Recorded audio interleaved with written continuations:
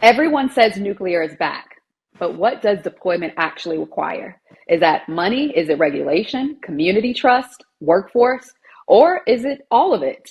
Today, we have Dr. Todd Allen, who's going to break down the real bottlenecks and the fastest credible path to a zero carbon future.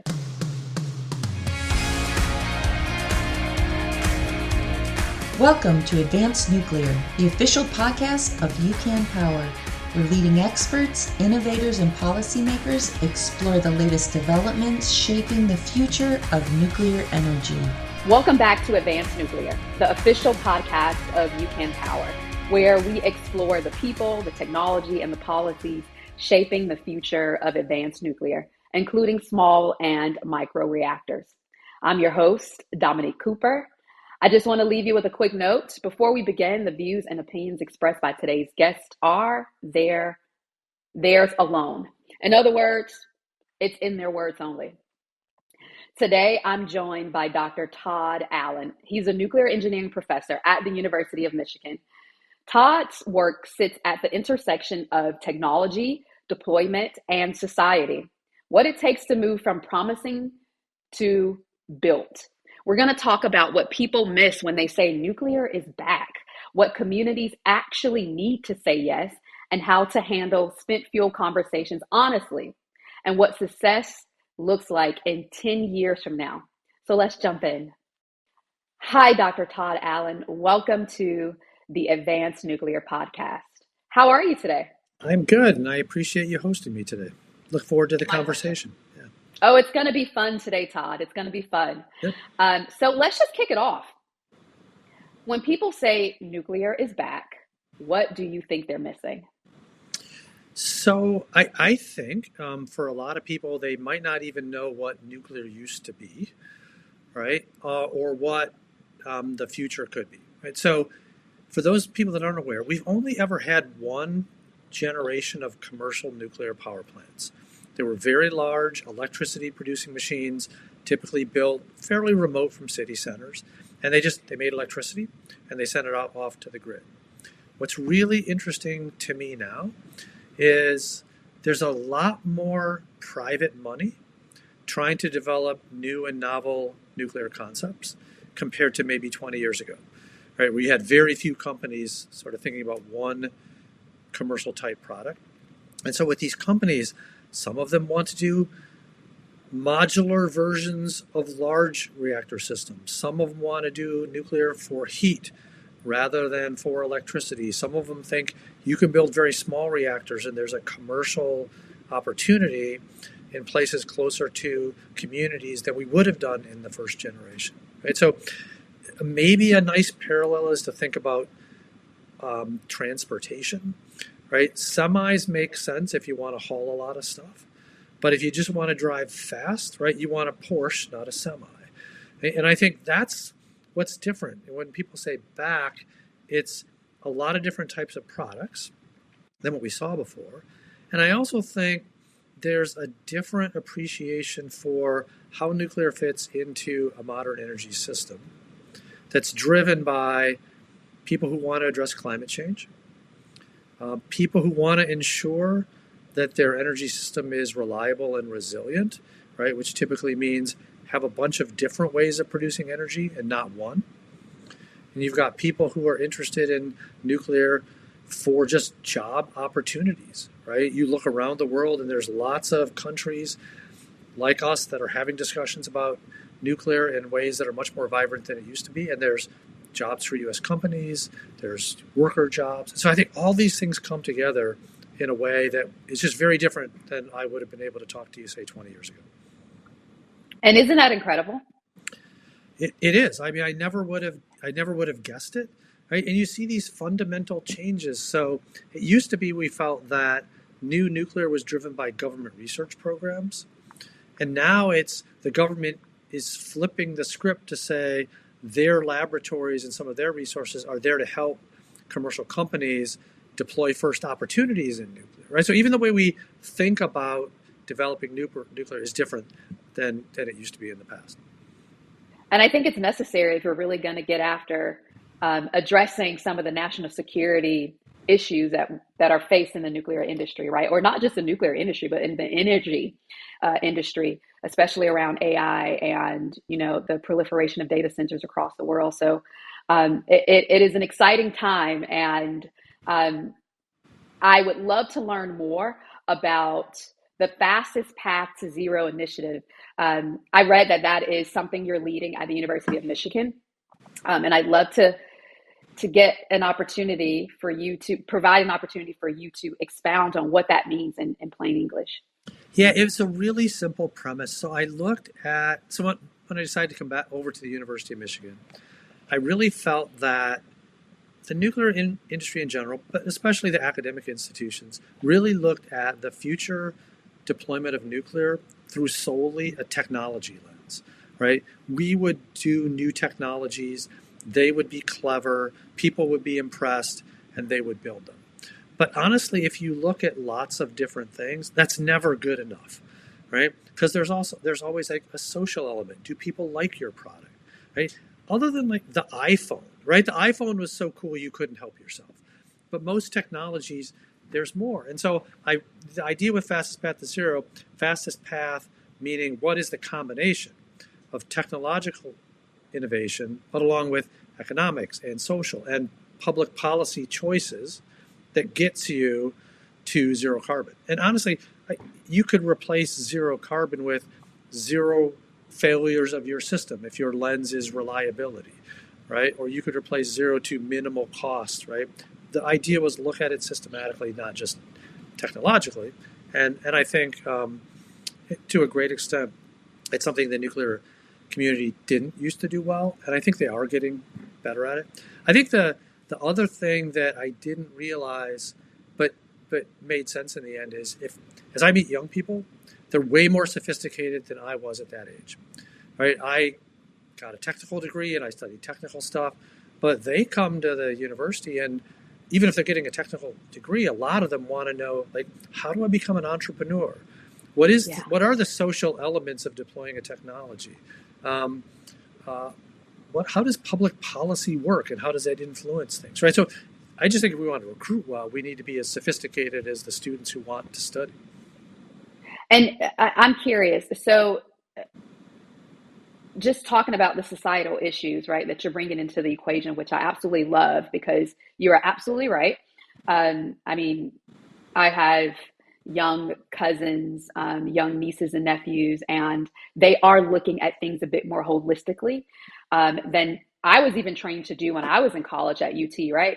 So I think that's an interesting dimension that we're adding to the equation. But I'd love to get more clarity on how you're bringing societal issues into some of the work that you're doing. Yeah, so I like to think of it in three bins, right? So typically, if you ask a nuclear engineer about when do you intersect your technology deployment aspirations with a community, it's usually at the point of siting, right? You've got a technology, you probably already bought the land without telling the neighbors why you did it, right? And then you come in and you say, hey, we've got this great idea that we want to talk to you. And it's usually a little bit too late, right? We're seeing it with data centers around the country now. We've seen it in the last 5 to 10 years with renewable deployments, where you're getting more community pushback because they feel that the technology, the company, whatever, was brought into their backyard without a nice discussion about their values and what they cared about and whether that actually makes it a better place to live. And as nuclear engineers, we recognize all these failures because we did it in first generation nuclear, right? And we made a lot of people nervous about the technology, and we see others sort of failing. So there is that element around siting, but we're also looking into things like, can you engage communities in design, right? Before you've built it. And most nuclear engineers would say, well, of course you can, right? My mom does not understand Schrodinger's equation. She can't help me with this, right? But that's not the point, right? The point is there are things you can do in a design that may make the technology more welcoming. And it's easy to look at examples that are non-nuclear, right? So if I ask you, I told you, I've got a bunch of stuff over there and I want you to move it to this other spot and I want it to fly through the air, you would not naturally, as an engineer, build me an airplane with windows in it because it just makes your job harder, right? You don't need those stress concentrators. But we always put windows in airplanes because people like to look out the window. I mean, it just makes it a better flying experience. So I've seen, there's work for essentially municipal trash dumps in Europe that they've turned into ski slopes, right? Year round, they can skateboard down them. So what would have been seen as a community disadvantage, all right, it's now a community benefit. People are happy with the choices that were made. And so for nuclear, it's position. Do you build it above ground or below ground? Maybe that makes a difference. What does it look like? So think about things at the design phase. Think about them more smartly at the siting phase, right? Get communities involved in the discussion earlier. And then once you've sited a nuclear plant, that's a decadal asset, right? It's going to be there 40, 60, 80 years. And you need to make sure that the community that you work and live in continues to value you, right, as part of the community. And I try to think of engineering ways to convince my colleagues to think about this. Because if I asked you about your pump, right, as an engineer, you'd have all sorts of data that you would collect, the lube oil pressure and the vibration, to understand whether the pump's about to fail or not, or when you need to replace it, or when you need to do maintenance. I don't know why we don't think about our relationship with the community in the same way, right? Where is your data, right? Where is your community engineer who has a parallel job to a mechanical engineer? So I think we've just not been super sophisticated because we think of it as almost like a community as a collateral duty or a after the fact rather than integral to the design process. Okay, so I mean, there are so many hot takes out of your response. Oh my gosh. I kind of want to pull the thread a bit more. How are you guys doing that? Are you thinking, hey, maybe we should, secure a halftime segment at a baseball game? Are you thinking about like that level of community involvement, or, how early are you thinking the community should be involved in the design process? I'm just curious to know, like, how are you guys doing that today? Yes, I'll give you some examples. So the colleagues that I work with, Professor Aditi Verma and her colleague, Andy Morales, they built this thing called Imaginary Energies. And it's on the Fastest Path to Zero website. And it just allows you to put in like your preferences. I want to imagine what a small modular reactor that sits in a suburban setting, and you can put in whenever you want. I created one where I wanted a basset hound, right? And it's an AI system, and it gives you images like what could this look like? Because our typical designs are like big, intimidating engineering systems, right? They don't feel super welcoming. So simple tools like that, just to say, think about what it could look like different. And some of the advanced reactor companies are doing this, right? Like Oklo came out with a design that looked like a ski chalet, right? I mean, it looks like it would fit in the middle of in the forest someplace because they wanted it to feel more welcoming and sort of make sense in the location where you put it. So they created Imaginary Energies. Aditi also does work with some of her students where they ask the students to just go spend time with your family and tell them you're going to develop a nuclear plant, right? You're going to help me, right? And they just get input that way, right? And in the end, it's not that you have developed a fully functional nuclear plant with your family. It's that you have engaged people, asked them what they care about. Right? And I think it's more things like this, because if you think of the first deployments of nuclear, it very much came out of the military. Right? And so the military has it's top down, it's a little bit secretive. Right? And so I don't think we engaged communities well. But we recognize now that the communities that love nuclear are usually the ones that have it. But we also make it very difficult to visit. Right? Like, I understand what a nuclear reactor looks like because through long history, my first job was on a submarine, and I lived on a little floating reactor, me and 100 of my friends, right? But I'm comfortable with that technology as part of my house only because I got to live it. We really make it hard for people to engage. We've also got faculty that are working on like virtual reality, extended reality versions of reactors.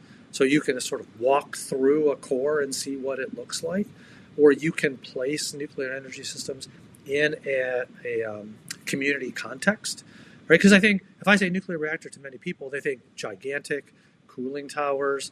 But for microreactor companies, it's a building that can fit right into a community, right, and not be so intimidating. But we try to find ways to get people to see that, and you can do that with virtual reality. And some of the reactor companies have given us drawings, right, of what the outside of their buildings could look like, so we can put them into communities. So those are a few of the things we've been doing. Oh no, that's awesome.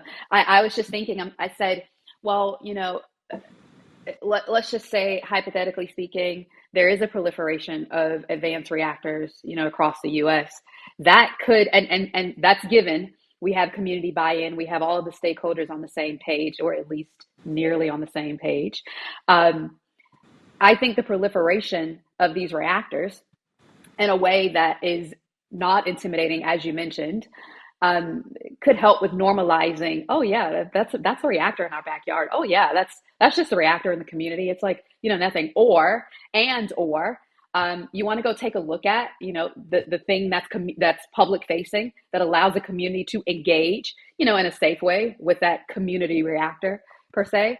So it sounds good. This is amazing what you guys are doing with the community piece, because as a Alabamian, or grew up in Alabama, the way that I think about it now on this side is that, reactors are in our backyards, but did we really know about it? We just knew it was like, hey, there's a massive building with these towers that look weird and it's dangerous, right? And so that education and public engagement piece, I think, is vitally important, so that it becomes a bit more normal and standardized for people to talk about and not be intimidated. Yeah, and one of the things, just to finish that story, right, like with the advanced reactor companies, the company that builds the first one and the relationship that they develop with that mayor, that's going to be the public story that depends on whether this shutdowns or diffuses, right? Because the mayors will be somewhat skeptical of technologists. Like, we have a vested interest, right? But they go talk to a colleague, governmental leader, who says, I made the right choice. It is a benefit to my community. Then it's easier, right? And so it's some of the motivations for why we want to get people in the nuclear community to be thoughtful about these engagements. Awesome.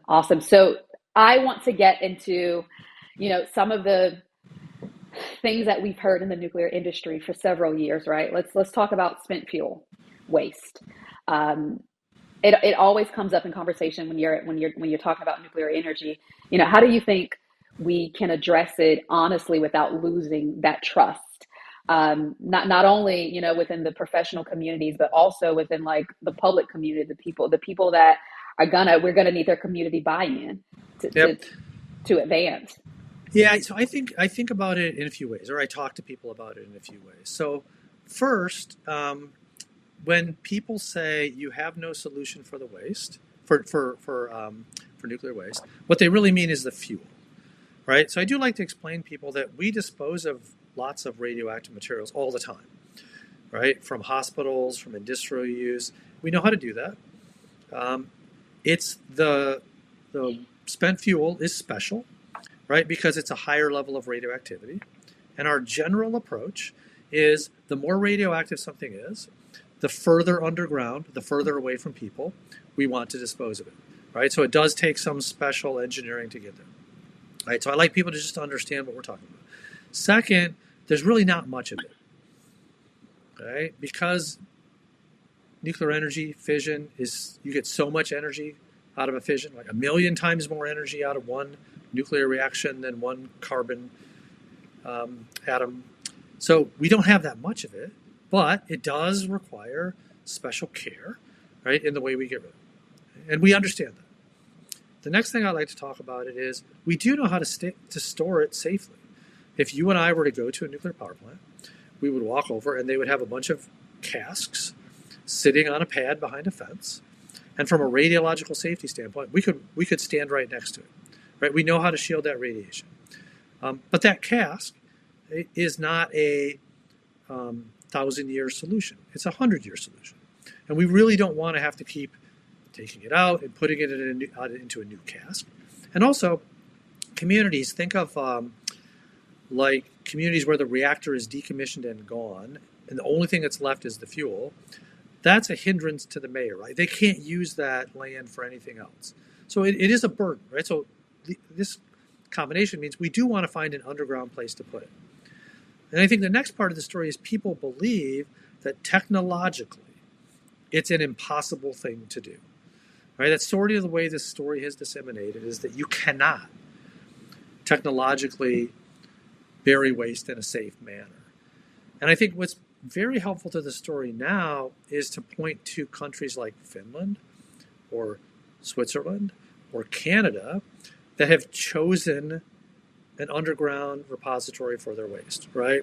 It's a very real example that the problem technologically is solvable or even socially solvable. Like they have chosen a place to do it, right? It's a solvable problem. Now, this may get you into a longer discussion about why the U.S. then has not been able to do this. And I think you get into a discussion about consent-based or processes where you engage with communities to find that right place, and that Finland and Canada made a choice to go through sort of a decades-long conversation amongst themselves to locate that space, where we tried to, from fiat, government say, Nevada, you're the place. And Nevada was not happy about the way that process worked out and eventually found out a way to kill it, right? So to me, it's really, it's once again, it's at the intersection of technology and social. And I think we can claim rightly that we can figure out technology a way to dispose of that waste. But at least in the U.S., our social approach has been inadequate. So let me ask you this. You have lived the lab to real world journey.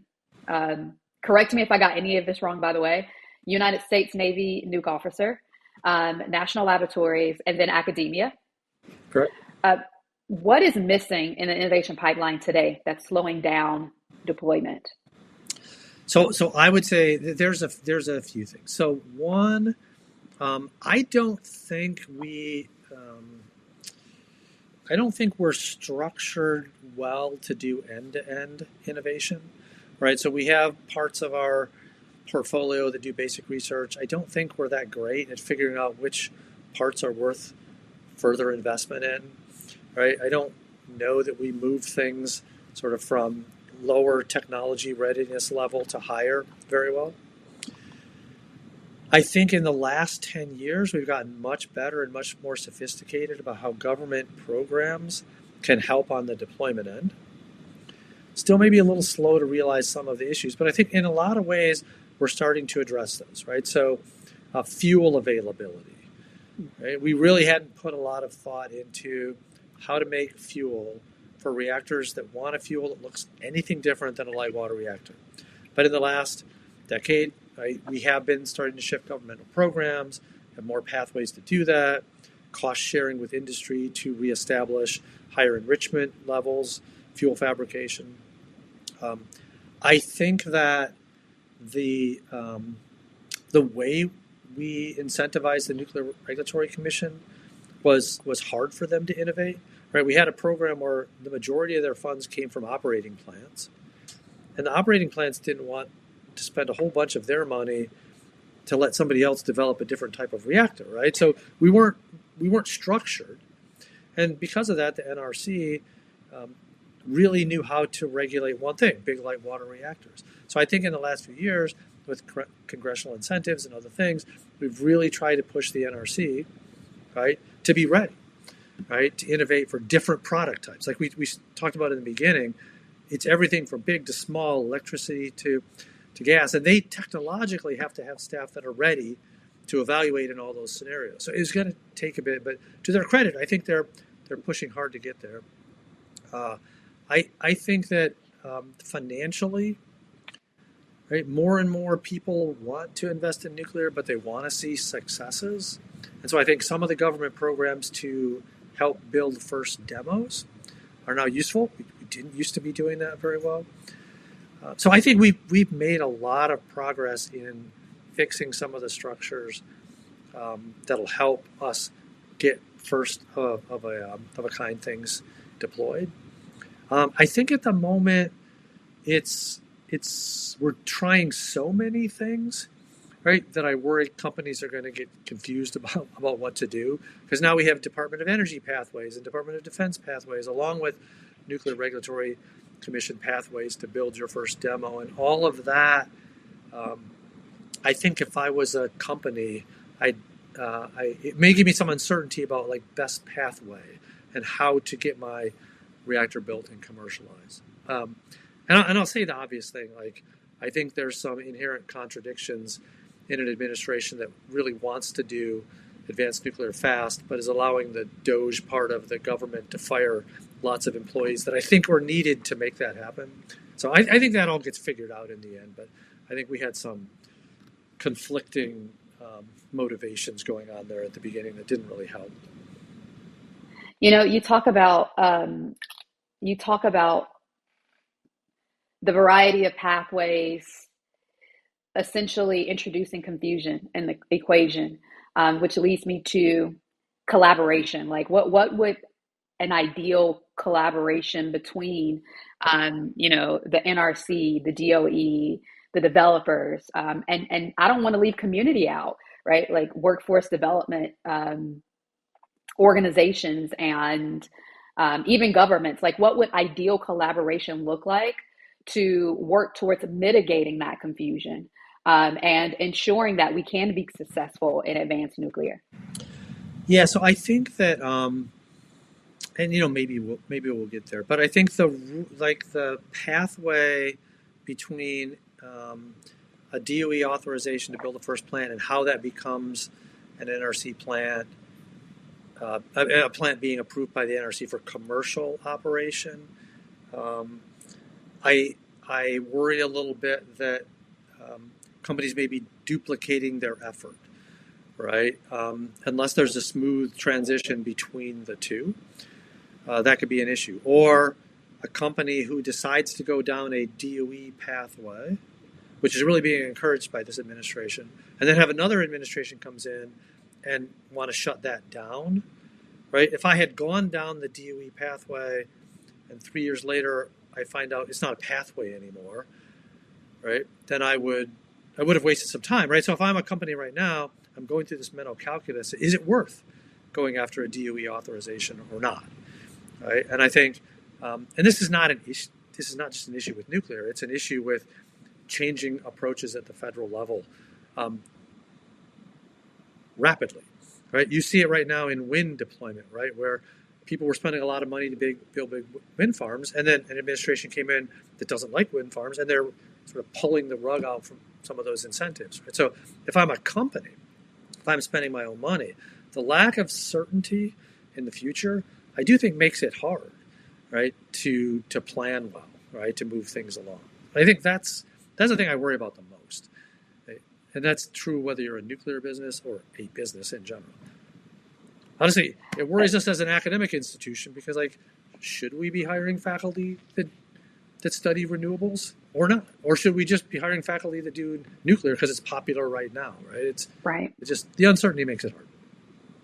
Yeah, I mean, I'm excited that, nuclear is coming back, but I'm also equally concerned about it potentially losing its momentum if it doesn't have the right infrastructure in place, to ensure that it could be successful, both in the innovative space, in the workforce development space, right? Like that we can attract talent and continue to attract talent, to help build these plants and maintain these plants. I mean, like to essentially ensure that nuclear is cool and it remains cool for generations to come, because it's an energy source that we are going to need. It's necessary. We can't live without it. And I know that's a bit extreme to say. My personal opinion, by the way, listeners, it's just something that I feel is necessary.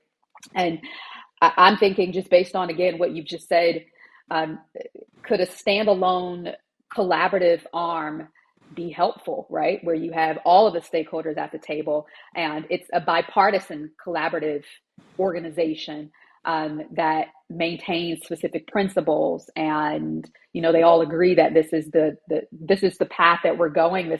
These are the milestones that we desire to reach, regardless of who's in office. You know what I mean? Like that sounds like that would be something that could potentially be beneficial for all parties involved. Yep. Another thing, when we think of building a demo, the government is typically saying, let's do the technological part, right? Let's prove that we can build this thing and we'll get some operational experience. And from that, we should learn lessons relative to construction and operation that'll make the next one more effective. But I rarely hear of a demo where part of the motivation of the demo is to better understand that community engagement, right? Which I think would matter, right? Because holistically, it's a social technical decision, right? When you deploy technology, whether it's nuclear reactors or grid infrastructure or anything big. But we typically think of demos not holistically like that. And I've always thought it'd be an interesting thing to do, right? Get the people that bid on the governmental money to make the case why not only is their technology the thing we want to try, but the place they want to try it makes sense. Oh yeah, that's brilliant, actually. Can I tell my mom you said that about me? Yes, absolutely. Awesome. As long as you figure out how to secure a halftime segment to talk about why nuclear is cool at a baseball game, considering I know that you're a huge baseball fan. Yeah. Yeah. Well, if you haven't heard on the nuclear is cool thing around the country, at least when I talk to my peers at R1 universities, the number of students who want to study nuclear engineering or study mechanical and take a few nuclear classes to make sure they understand has really been going up the last couple of years. So that warms my heart. Yeah. Our undergraduate, if I look at our incoming sophomores, students here don't have to declare a major until their sophomore year. We have twice as many roughly as 2 years ago. And the course that I teach, which is like Intro to Nuclear Engineering for our sophomores, it doubled already. And that's not just our students, right? It's other students who are interested in taking it. Yeah, I had to get a bigger classroom. So it's cool. Wow. Yeah. So my intro to nuclear engineering was given by Dr. Dodds. He was the department head at University of Tennessee, Knox. And it was like one of the best classes coming in as a freshman, right? It totally helped me to be a bit more comfortable with my declared major. I was originally going to study computer engineering, and I was like, no. When my academic counselor told me about nuclear engineering, and she said these magical words, she had no idea she was doing this, but she said, hey, just so you know, nuclear engineering is like one of the most challenging disciplines here at the University of Tennessee. I said, well, sign me up. I was like, if it's a challenge, I want to go after it. So I've never done this with any of the UCAN Power Advanced Nuclear podcast. But I want to do it with you if you're okay with that. It's called a lightning round. Yeah, we'll give it a try. Yeah, All awesome. right. So you have 60 seconds to answer each question. Okay, so each question gets 60 seconds. 60 seconds. Oh, okay. All right. Yeah. All right. Are you ready? Yep. Okay. Most overrated nuclear talking point. Most overrated nuclear talking point. That we're in a renaissance. No one even knows what that means. Yeah. All right. Most underrated deployment lever. I would say most underrated deployment lever. Okay, this is going to sound selfish. It's you could build these things at universities, right? They seem to be perfect. You're in a community. When I say this, smaller ones, microreactors, that's what universities could use. I think a lot of universities are interested, and I'm surprised there's as few companies looking at that pathway. At University of Illinois, Penn State, that's about it. Okay. One myth you delete from the internet. That there's any reason to root for the New York Yankees. I love it. Okay. I just don't understand that. That's brilliant. If you had $1 billion to remove one bottleneck, where does it go? I would I can only get one bottleneck. Just one. One, it's probably finding out ways to reduce financial risk for first mover projects. Right, that's not novel, right? I just think that's the challenge. Right. No, I love that. Okay. Best one sentence answer to what about waste? Finland has figured it out. Let me tell you more. Great, great. All right. Two more questions. What should every policymaker understand about nuclear licensing? That we know how to do it. We need to be able to do it faster for new technologies. Last question. What gives you optimism right now about the nuclear industry? I've got twice as many students as I had 2 years ago. Lovely, lovely. Yeah. So last question. Again, this has been absolutely incredible. Last question, and it's more of a personal thing. Feel free to answer or not. What is your why? You have done quite a few things that we talked about earlier. What is your why? I would say finding ways to help/inspire other people to do well in my field, right? Because I think fundamentally you can spend your life trying to be famous, and most of us never will be that famous, right? Or you can spread your influence by inspiring other people to do well in the things you care about and amplify your effect that way. Oh, I love that. I love that. Dr. Allen, I'd like to pass the mic over to you solely to do closing remarks, if you don't mind. I mean, just thanks for inviting me to, be part of this conversation. I appreciate it.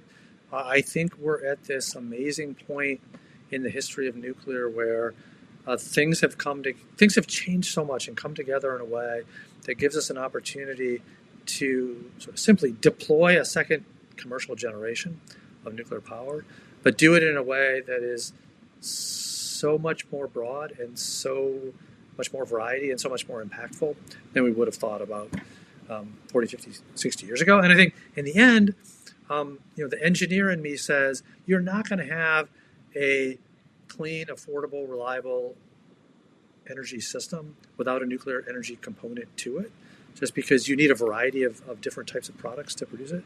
And therefore, we need nuclear. And the fact that we're being so much more sophisticated about what that means now, it just makes it super, super exciting. That said, I'm still going to retire soon. But Oh no. Well, hopefully you'll still be active on the interwebs, advocating for all of the investments you've made into the nuclear industry. Yeah. So I should have been more clear, like in decadal timeframes, I will be retired. Okay. Thank you for that clarification. If you enjoyed this conversation, follow Advanced Nuclear, the official podcast of UCAN Power, and share this episode with someone who influences energy decisions, whether that's in government, industry, or your local community. I am Dominique Cooper. Thanks for listening, and I'll see you in the next episode. Thanks for joining us on Advanced Nuclear, powered by UCAN Power. If this episode brought clarity to the future of American energy, share it with someone shaping policy or industry. I'm Dominique Cooper. This is the moment. This is the movement. See you on the next episode.